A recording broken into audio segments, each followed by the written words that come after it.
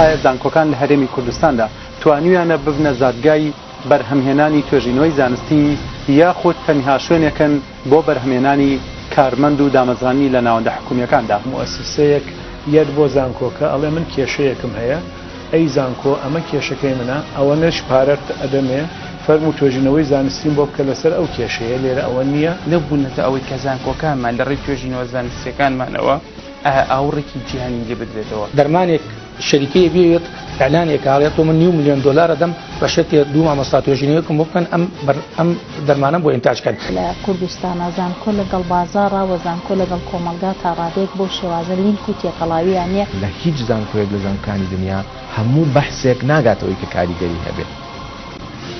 بەرنامەی شەن شەوی شەممە کاتژمێر 9:05 لە NRTەوە پێشکەشتان دەکرێت.